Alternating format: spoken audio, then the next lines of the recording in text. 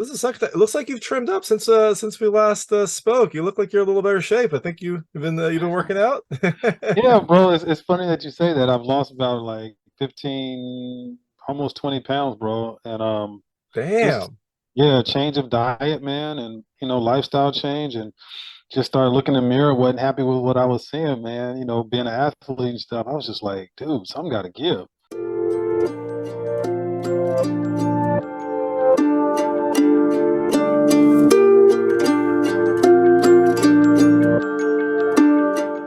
Hey everyone, this is David Stark from Watch Our Past. Today I'm joined by Wes Miller, the writer and director of Caller King, which is premiering on BET Plus on July 6, 2023.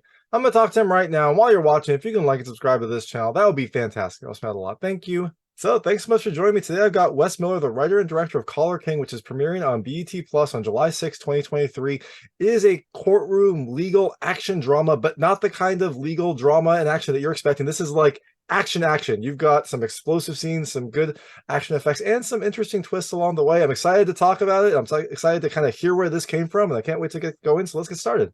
All right, thanks, man. Of course. So yeah, first question. Where did this come from? Like, I know that you are a trained lawyer, so is this like how you always wanted your court cases to resolve, or what was the impetus for this story? No, it's a good question. Initially, my producing partner Andrew got us a meeting with BT.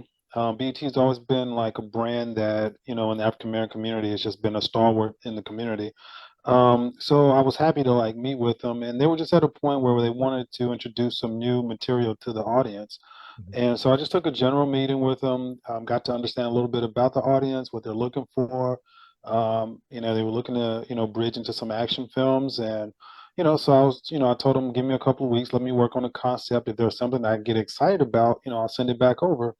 And then just kind of really started thinking, man. And, I did want to do something, kind of contained, which allow us to focus on the characters and not have to go like all over the world, but also something with the female protagonist. Mhm. Growing up in with my single mother, and uh, I've always, had an admiration for the strength that women have to have in between bridging the professional world and the home world. And then, yeah, I just started thinking about a concept like, what would put a judge on a collision course, with somebody. And then I just thought, just started really kind of thinking, and then it became like, how would she be flawed, and how could this flaw really be explored? Mhm. And yeah, so that's kind of I came up with it, man. And then just thought of her issues, sentencing another African American man to death, and then just what if, a lot of what if questions. And then the other part of that is family. As families, we sit back a lot of times and see injustice happens, but what if somebody, with certain means decides to uh, refuse to allow that injustice to stand and decides to try to take justice in their own hands? Like, how would that play out? Yeah, that's I know there's a lot of concepts, and actually, you say all of that, and they all are in this movie. I like how you kind of mix them all, and I like how you mixed, some, I guess more, I don't know, I guess relatable pressures, like you said, females in the workplace, an African American judge sentencing an African American, I guess convict at that point. He was Right. convicted, and like what kinds of societal and personal stresses and influences that would bring. And then there are some more kind of fantastical conflict as well in this film that you're able to bring in. So I do like how you had that mix of both kind of like real world grounded uh conflict and pressures, and then kind of more not fantastical, but more kind of action focused and more out Yeah, there. it's dramatized, Yeah. So, so for me, when I look at those dramatizations, it's really like, how can we heighten the conflict in a way that's entertaining, um, but doesn't fully take us out of the grounding of the situation? There are worlds where this could happen. In fact, like after I came up with the concept, I found out like in the 1970s that it did actually happen. Oh wow. Yeah, not to this extent, but a brother did. I believe it was in, I want to say Chicago. Um, his brother was convicted, and he went in and hijacked the courthouse. And of course, they were able to defuse the situation. But you know, excuse me, as a former lawyer, man, it's always a question of like what happens in society if the justice system fails. that justice system is a big barrier for the organization of our civilization. Mhm. Um, and so, it's just like a little question. So hopefully, people could watch it, be entertained some, but also walk away, asking some questions about, the incarceration of people and African Americans in particular. Yeah, exactly. I mean, those are kind of the best situations where you've got like something entertaining, but then it plants a kernel that maybe you'll want to go back and read. Like the things I love about some movies is I'll watch it and then I'll go back and like read stories about it just to kind of like brush up. And you had the I do entertainment too. part, and then you've got the kind of enrichment part that happens a little bit during the film and then after as well. I do too. I do the exact same thing. Yeah, exactly. So some key parts of this film are the cast. How did you get this cast involved? Like once you kind of did you have any of them in mind when you were kind of formulating this project, or did you just kind of go with like a normal kind of casting call and try to plug them in as they came? Yeah, so essentially, I did not have anybody in mind when I read or wrote it. I take that back slightly. I did have Naturi like in the periphery, but the problem is you don't want to overly commit to one actor and then they can't do it, and then your whole vision of like everything just kind of changes. But once I, spoke with her and we talked about the character, talked about the piece, I fell in love with her as an actor and for that role, and she became almost like a partner in bringing Jada to the screen. And so like once I knew that she could tap into who the essence of who Jada was, like there was just nobody else that could play that role like her. And then with Lance, I've always loved Lance and I've always loved Jason, and I've always been looking for an opportunity to work with both. And with Lance, it was more, I was looking for somebody that's not your typical antagonist, um, who's somebody that you might literally want to like pull up a seat next to and talk to if the situation was different, but Mhm. also who had the ability to tap into something a little bit darker, a little bit more menacing. And I saw Lance in this show on Amazon, Nicholas Winding Refn's show, and it was he was in like the first episode, but showed such restraint and such a side of him that I didn't see before, hadn't seen before. I just, I really had and a lot of this casting is really just gut and instinct. Yeah. And I just literally had a really good, strong, deep feeling like Lance had something to mind and could really bring an interesting flair to the role of Black Caesar. So we reached out to him. He responded to the material, and that was wonderful. And Jason is somebody who's been on my periphery as well. Like he's, just started like on fire. Is just uber talented. And with that character, I needed somebody who you do wonder, could they, couldn't they? Mhm. You have a sweetness, but also um, of ambiguity about them that allows the audience to impart their own opinions about the person. And Jason is so in tune and so precise with um, his movements and emotional movements that it really became, he just really brought a layer to Sean that seems understated, but is probably might be underappreciated by anybody that's not a real actor. But his performance was just great. So that's how, with the top three. And then we did a casting call for a lot of the others, and Johnny Messner I worked with before. I thought he would be great in that role. Nick Turturro we reached out to. You know, that Jerry role was one that's, it's kind of like a light comic relief. We don't, Yep. it's not a comedy, but he does provide a moment of levity. And when I just read Jerry and the cadence and just saw Nick, I was like, he's perfect for this. Um, so that was it, man. And then, we got blessed to find Shiobann and Garrett, um, and all the cast, man, like they really rocked it. Yeah, for sure. I mean, I thought that the casting was really good, and I love Naturi in this role. Like, she has to kind of stay strong and kind of stay stoic, but then also she gets her hands dirty a little bit as well. Like, how did she have to do any prep for this? I know she had a stunt double for some parts, but there are definitely parts where she has to kind of put on the gloves, I guess, or get in there and get Oh, dirty. oh yeah, she came up, man. We had a wonderful stunt team. Felix and Yadi, our stunt coordinator and assistant stunt coordinator. We made sure we did the action right, man. So we had, period of previs and training. Make sure we can pull it off. Because anytime you're trying to do this, action stuff on a limited budget, if you're not planning properly and carefully, it can come off really incomplete and cheesy. And Mhm. that's not what we wanted. It was a lot of hand-to-hand combat here, and we wanted to feel authentic. And part of that is having the actors doing as much as they possibly can. And Naturi was like a soldier, man. She went in, she was training, like learning the choreography. I honestly believe like if the stunt coordinators would have let her, she would have done everything herself. Oh Uh, wow, that's the yeah, best. like it is. And so she did, I would say 95% of everything herself. Like she rocked it out. And then coming to find out, she was like 6 weeks pregnant doing all of this. So, um, so you just like, when I say about the strength of women, man, I just think sometimes, in this speedy society, we just underestimate and undervalue, like, how strong women are and how much of a cornerstone they are for all of us. Yeah, no, that is full commitment to just like have go all in, do all this stuff. She could have easily been like, oh, I don't want to try that, but no, she definitely like wanted to get in and do it while pregnant, which is crazy.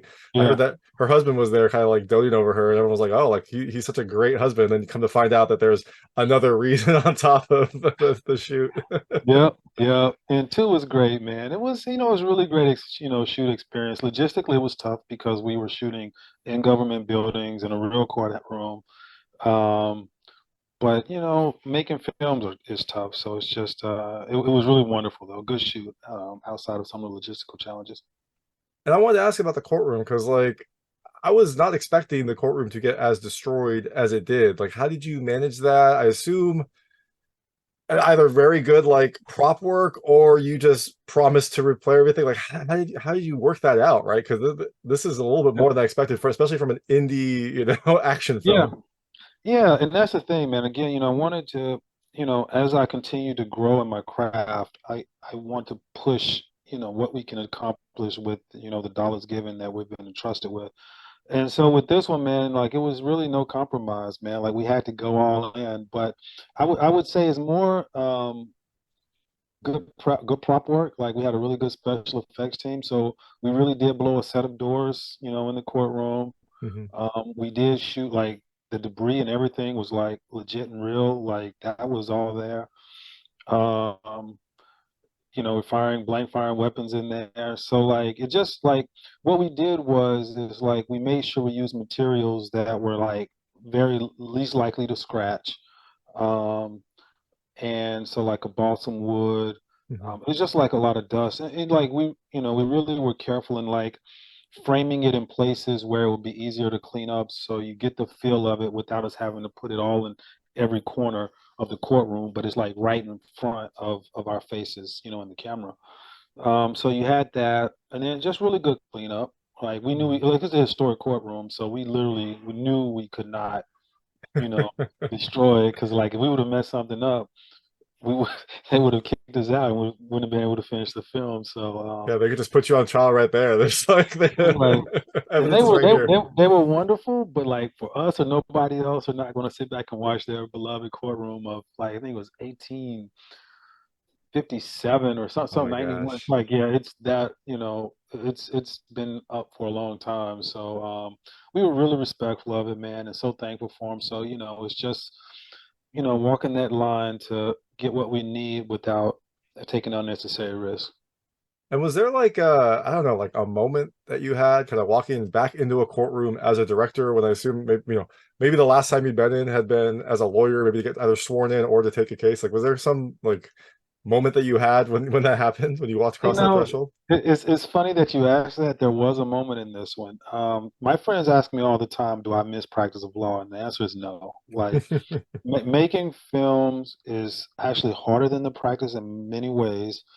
The responsibility is a little different. You have a different responsibility that if you lose a case, somebody either goes to jail or loses a livelihood or something of that nature. So the responsibility is a little different, but it's hard. Um, but man, I love it. And so the moment was we were getting reactions from our jurors, and so I had to start. I read the Lance's part of like his closing statement, and then I just kept going and going. Yeah, and it just like came back all of a sudden, like just started hitting my, I just started doing my thing because I was a trial lawyer, man. So like that closing was kind of like your ultimate, like here it is. And so when I just started reading those words and I just started absorbing like what they really meant, and I just started thinking like, man, if I was representing this guy, like what more would I be able to say? And just to push the jury, because they weren't expecting it, just to get a little bit more reaction. And I was like, all right, that was cool. All right, now back to the real world. So Back to behind the camera. I mean, yeah, yeah, but was there any thought in your head that maybe you could have like had a role in this film? I don't know, maybe probably not as like Lance, but maybe as a juror or something else, just to kind of like like be in that yeah, courtroom. I mean, you have so much experience there. yeah. No, I'm so focused behind the camera, man, on just being as good, just making something as good as we possibly can, giving the audience something. Like maybe in a year or two, man, maybe I'll start doing some of the Hitchcock cameo kind of stuff. But as of right now, no, man. I'll be so laser focused on making sure we make our day. Feel like doing that would maybe take me away from the focus I need to like really do it because I'm still learning every day, man. So um, yeah, I'd stay in this lane as much as possible as of right now. Yeah, and the indie director is not there's no shortage of work for you to do. So yeah, putting something Yeah, else on your plate would be tough. yeah. One day though, man, I could see it. Yeah, one day. Definitely, definitely. And I do Would like how you mentioned you kind of want to keep pushing yourself, want to keep getting better. I thought that the action in this film was better than A Day to Die. And A Day to Die wasn't, was good, but this seemed like it was on that level. I like how you focused on practical effects. I know a lot of times in indie films you can like try to use CG to kind of cut some corners, especially in a historic courtroom. I could totally see that being an avenue you might want to take. But I like that you focused on having it look realistic and having it look kind of authentic, which I think helped this film a lot. Yeah, I appreciate it, man. Yeah, and that's the goal, man. Is always, you always want your next one to be better than your last one, just in the sense of like if you're growing in your craft. Mhm. And sometimes they're just different. And this one was to focus on the practical aspect, man. I'm a fan of like the Christopher Nolan, school of thought. Do it as much as practically in camera as you possibly can. And then if you have to get some, CGI to like help, fill in some gaps, that's good. But like I want I wanted an immersive experience as much as possible, but keep it as a polished, action piece as well. So that was the goal, man. That was the goal. So I'm glad you dug it. Yeah, for sure. And one thing I talked to Jason about this, and I didn't realize the timing. It sounded like the whole Rust incident kind of happened either before or even during this shoot. Like, what was that like? I know you all were very careful and very kind of like by the book, but did that have any, did that cause like second checks or anything like that, or was it just kind of like, well, that was that set. We know that we are following procedures. We're going to kind of keep going. Yeah, so with the Rust incident, it was before, but during pre-production of this. So like it Mhm. was definitely on everybody's radar, even the people in New Jersey, at the courthouse and things like that.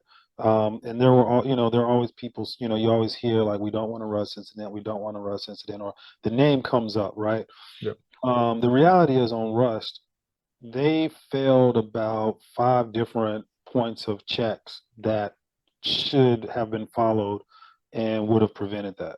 Like there's just absolutely no way if one person was doing their job of like at least two or three people, like that shouldn't have happened, right? Like it just wouldn't. So in ours, we don't go in and doing things making super adjustments because of it. You just make sure that you're following the protocol. And our armorers, Eric and Adrian, I've worked with them since 2018. We've, I mean, we haven't never had an incident, and we should never have an incident. I mean, look, it's the reality is like accidents can happen, and thankfully we haven't had them. But even accidents should not lead to the death of people in Mhm. the way that it happened in Rust. Like an accident might be um, some heat pops on somebody or something, a hot shell hits you, something like that. That's something that's foreseeable when you're working with blank weapons. But like there should never be live ammunition Mhm. and blank guns, and there should never be real guns used that haven't been modified for to shoot blanks. Um, like those are just like, and even if you do have that, there are like five different checks that should happen. And I just literally did another movie. This one, It's a little smaller, but it's really intimate with a lot of gunplay. We use a lot of airsoft on this one, Hmm. and we use the same exact procedure as if the guns are real. You just train, not real when I say real, meaning like if they were blank firing weapons, even though these only shoot air. Um, you just use the same procedures no matter what you have, and then you train yourself, and that way accidents. I mean, you just reduce those to like a 0.011, type of percentage. Yeah, for sure. And then even if an accident does happen, it's like you said, it's not going to be fatal like in Rust. Yeah, yeah, agree. And one thing I also liked, I like how the story had some twists, but not only, I imagine this is probably the lawyer in you. Like when you had a twist, you almost had like a citation to like the reference when you could see it. And I love that because I was like, I'd have the twist and be like, oh yeah, that did happen. And like, oh, okay, that kind of makes sense. Was that something that you specifically wanted to put in? Is that kind of like part of your style? I try to like make the decision like during the edit, right? It's like how much does the audience need to see to make sure like they're with us? Hmm. And that ultimately at the end of the day, that's who I care about. Like, are you with us? Are they getting that aha moment? Is it a revelation? Is it new information? Is it giving us a new emotional experience? And if I'm pretty certain when I was watching the cut, I was like, because the movie moves really fast to me. Like, it's really tight and moves, and so we don't linger a lot on certain areas. We linger in a couple of areas where I feel like we need to really lean into these characters and really understand them for that central relationship between Sean and Jada to work, Hmm. or even some of her conflict area. So I just kind of felt like just taking a moment to refresh this, to refresh us. Let's make sure we're all together. Just kind of felt like, yeah, a good little comma to keep us going, to the end. Yeah, I was like a CG. Yeah, exactly. I love it. And I know on A Day to Die, you are a lawyer. One of your stars was a trained doctor. Were there any advanced degrees in this movie that you know of? Any like astrophysicists in the No, cast? no, but I tell you what, Naturi could have been a lawyer if she wanted to. That was part of her early track. Oh wow. Uh, yeah, she could have literally like she's extremely bright. Like she could do anything she wanted to. Like, um, so I was just like uber impressed with her and like yeah. So we didn't have any other advanced degrees that I know about. Um, but all our cast was just so intelligent and like just I'm just I could just gush about them like all day, but like yeah, Naturi is one though. Like just we had a lot of conversations, and I was just like, yeah, you could have been a lawyer. She's like, I know. And maybe, yeah, maybe second girl, although she seems to be doing fine as is. I think she does great Yeah, things on her own. yeah. Awesome. So I know we have limited time in this one, so I call it the lightning round. They're just lightweight questions about the film. I want to see how your personal experiences map to things in the film. You can feel free to pass on any of them. I will not be offended, but I try to keep them very answerable. All right, cool. First question is the lead character, her nickname from her parents, justifiably so, was King. Did you have any nickname growing up? Yes, it was my nickname was Lucky. Um, I got it not more so as a kid, but more in high school and college, and you know, um, long story, but yeah, that's that's how that was my nickname. Hey, that's a good nickname, right? Assume there's some basis of fact there, right? The fact that you're lucky is a good trait to have. So definitely Yeah, seems to be working out. yeah, yeah, exactly. So also Judge King in the film, her parents trained her at a young age to kind of defend herself. Did your parents instill anything like that? Did they train you in self-defense or anything when you were growing up? No, they didn't. I always wanted to take like a martial arts growing up. My mom would never let me do it. And then when I got a little older to make my own decisions, I was already playing football at that point. Hmm. And that became like my passion. But like, man, I remember being like 7, writing my first book in my class, and it was about like, two Karate Kid brothers. Um, and I still have that book, man. And it's just like for some reason, martial arts has always been like part of something that I've loved. Um, so I don't know when it was instilled, but it's always been there. And I just felt like for this character, we don't see a lot of African American in martial arts. Excuse me, Hmm. African Americans in martial arts. And so we went out and we found Sensei, the gentleman who plays the Pendekar in the film. He's an actual man, I think 16 degree black belt, like eighth degree, Man. whatever the master is. that's what he is. And he's like 70. My man like did like a little move on me, holding my arm, something, man. It was just like literally like broke me down. And I'm like, dude, like we gotta, you got a wonderful face. I would love to people see like there are African Americans in the martial arts. And so Mhm. I just felt like that would be good. And it also accomplished the fact of letting the audience know where Jada's fighting ability came from.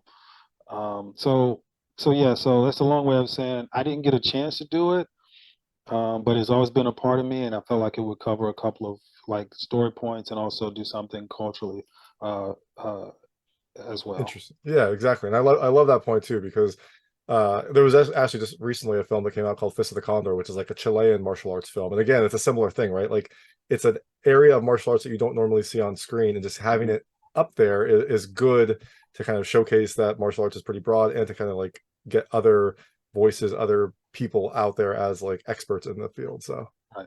I do like that as well. And it's never too late to start. I had a friend who, it was like 25 when he started doing MMA, and then Hmm. he eventually fought professionally for a few years and then started training Wow. after. So Wow. yeah, That's impressive because that's a tough craft to like start late. yeah, yeah, Yeah. exactly. Yeah. A lot of makeup work, but I bet your football form would come back. I bet you would, We'll see, a muscle man. memory would get there. Yeah, the Pentecost Sensei mentioned that, and I was like, okay, when my calendar slows down a little bit, I'm actually, I got my little girl just turned 5. I will put her in some because I just the way this world is going, man. I think like she needs to be able to defend herself, and I'll take some classes with her Yeah, as well. So I'll and do it it. and it's still some discipline too. So yeah, Yeah, all sorts of good benefits. exactly, Well, there you go. And then you can write a film about a father-daughter martial arts team. And man. then you're the writer, so you can probably expand on some sort of story there. You haven't seen that, have we? Yeah, I don't think so. it's not really a story out there like that. I don't Good think it's not idea. that I can think. I'm sure there's one, but right, like it's always good to have other voices, other viewpoints. Yeah, So exactly. this I imagine is probably going to be an easy answer for you. Maybe you don't want to recall it. Have you ever had a hostile court experience? Oh yeah. Oh yeah. Um, so when I started, I was very hot-headed.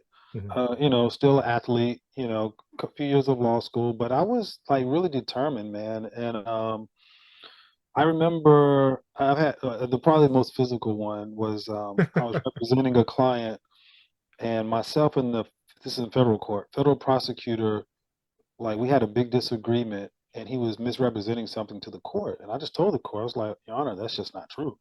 Like I'm not gonna use his name, but like Yeah. what he's saying just isn't accurate. And the judge like, well, I'm gonna go to lunch. We'll come back after lunch and convene.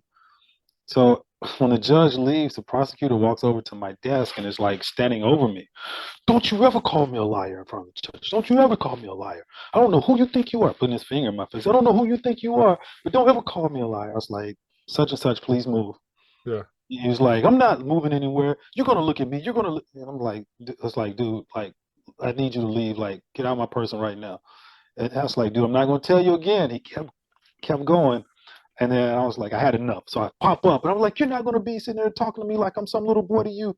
And then like marshals rush in from every part of the courtroom, like to like get in between us. I was like, what? I didn't even know there's that many marshals in the courthouse. Um, but like they just all burst in and like get in between us. And then the judge comes back and he was like, oh, I don't want to hear it was at fault. I just don't ever want to hear it again from you or for you. Um, so that was probably the most hostile. And I was probably out of law school like a year or two at that point, man. That's that Yeah, sounds yeah, like that sounds scary because there's really nothing like you see this, you try to diffuse it. I mean, I know that you felt that you had to call him out because that's kind of what you have to do if someone's being misrepresented. But then to get that close, and I imagine you were probably in pretty good shape still. So when you stood yeah, up, that could have been interesting. yeah. It was, he was, yeah. It would have been interesting. I've always been of the mindset I don't start fights, Mhm. and I normally will not throw a first punch. If it got physical, it would have been because he attacked me. Yep. But yeah, it would have. I don't think it would have ended well at that point. But thankfully, professionalism and decorum took over, and we worked against each other. After that, but cordial but never overly friendly. But um, and it's funny that you asked that. I literally forgot about that. But like that is. memories. It's like a lifetime ago, man. It's like two lifetimes ago, but yeah, it was crazy. Yeah, that was pre-COVID and pre you directing. That's yeah, that was literally Yeah, two lifetimes ago. yeah, And glad that that exactly. was not the reason you exited law, because that would have been a very different story. I know, right? Next question: have you ever wanted to be a judge? Sometimes, yes. I feel like judges have a unique responsibility, and I felt like, earlier in my career, I was like, this could be a where I could do the most good. Mhm. Because, at the end of the day, like I feel like I did a good job in putting any individual biases aside and making, judgments, based on what the facts in the law actually is and what I believe is, ultimately right. So yeah, there was a time, and now I got like one, two, three. I got like three friends who are judges now. So they've moved up to that point in their career. If I was practicing now, there's a chance I would be a judge coming up soon. Like, Mhm. and I always loved arguing in front of the Court of Appeals. I love the the brain battle, so to speak, because the Court of Appeal judges are normally like some of the smartest judges, and federal Court of Appeals, even state Court of Appeals, but definitely federal. So like in front of the 10th Circuit, those judges would be so sharp, and you got to be ready, you got to be prepared. And so I felt like those would be like really good because you shape a lot of law and policy in the state and the district that you're in. So yeah, I probably would have, put myself on a, short list to try to see if I could become one, if that's where, I would have stayed. Still can, although yeah, I think making movies is probably more fun. But yeah, you're right. Like appellate level judges, at least at the district court, you're like, or the trial court, they're like focused on the specific issue and how it affects this case. Whereas an appellate Yeah. level judge is like, how does this affect this case, and also how does that affect these other Oh, cases that we can't think of? Like, we don't yeah. know what's going to happen. So Yep. Yep. And then so as an appellant litigant, you're sitting there having to like think about all these possibilities and how can this decision affect this possible case that could come up like 10 years later, and how is that precedent going to it was a lot of academic aerobics, but I did enjoy that part.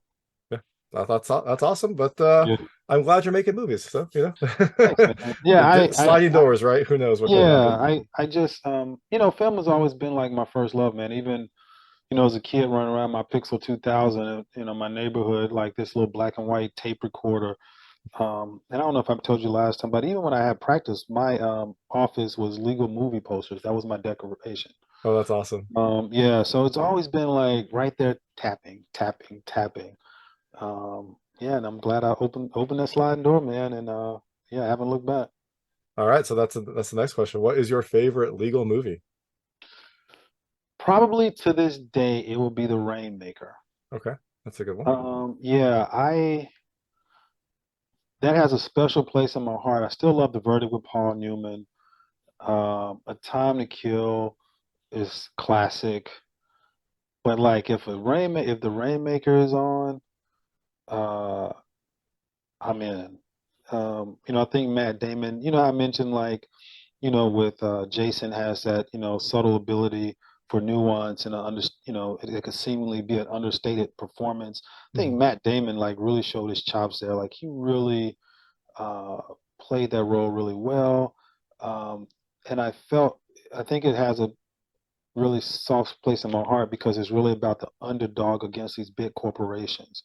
Yeah, And when I practice, I represented people against big business, and so um, yeah, it has a special place in my heart. there you go. And if you ever want like an unconventional legal movie, if you ever seen Dark Water with Mark Ruffalo, that has like a really painfully Yeah, accurate view of discovery where he like asks for something and then they just like dump a room full of documents on him and you just like sitting there like, okay, what do I do now? I thought that was a, you know, yes, I have, and I've actually been in that situation where they dump boxes and boxes, and you're sitting there like, really? Like, okay, well, you got to go through it. You asked for it, so I got to go through it. Um, yeah, I did. I actually like Dark Waters. It took me a couple of times to get into it because it's so unique. Mhm. Um, and then, like, just being able to shut off the world and focus in on the show, it was good. Yep. Um, I can't think of. I started watching this new one on Freebie, Jury Duty. I haven't really got. I started, but I wasn't able to get into it too much. I can't think of any others just off the top of my head that I've just like either fallen in love with or just felt like they were crazy. Your Honor, of course, is like really good with Bryan Cranston. Mhm. I really love that one. And they always say My Cousin Vinny is strangely accurate. Like it's ridiculous, but also strangely accurate in the procedure part. So It absolutely is. We actually played My Cousin Vinny in law school. Like people, like our teachers would play it. Like I think it was probably our criminal procedure teacher. Like if I'm not mistaken, like we would play it, talk about it, discuss it, what's right, what's wrong, that kind of thing. You know, that's why film is so great, man. It can entertain, it can teach, it can be talking points, and like fudge, like you gotta love it. Mhm. Exactly. All right. Moving on from film. In this movie, some family members go to fairly extreme lengths to help each other. Have you ever had to go to fairly extreme lengths to help a family member? You don't have to get into specifics if you don't want to. Yeah, no, not that extreme. More so like maybe having to get in my car and drive hours when I didn't plan on it. Mhm. Um, that kind of thing. But yeah, like, but family, it's kind of like that thing where you can not talk to somebody for 6 months and they call you and need you, and you're like right there. Yep. So I've had several of those kind of scenarios, but yeah, nothing overly extreme. Oh, that's good. That's good to hear. Like you don't Yeah, want to don't want to put yourself in danger to help someone else out. Although I have no doubt yeah, that you probably would. right. And the last question is: have you ever called yourself king, or had someone else call you king? I don't know if someone else has called you king.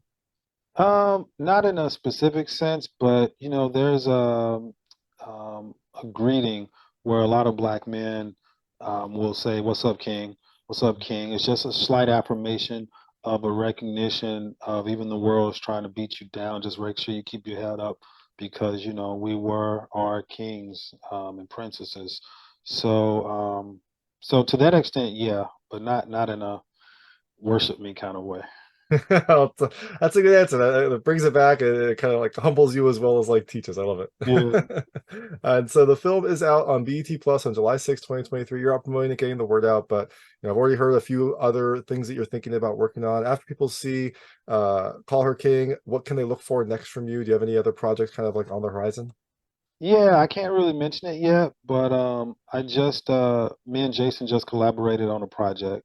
Nice. Um, it's a very intimate action movie that I'm super super excited about. I'm about to like as soon as we hang up, about to start getting back into the edit.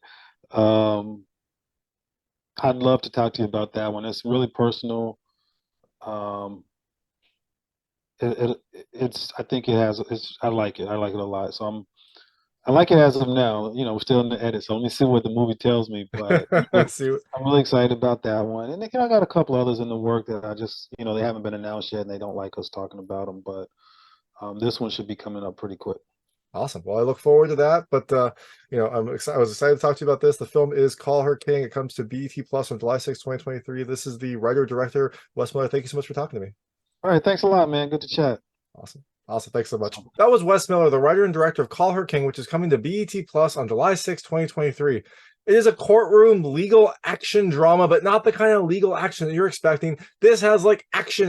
This is a fun ride with some good action and some interesting twists along the way. If you like this interview, please like and subscribe to this channel. It helps me out a lot. Make sure all my new content goes straight to you. Thank you.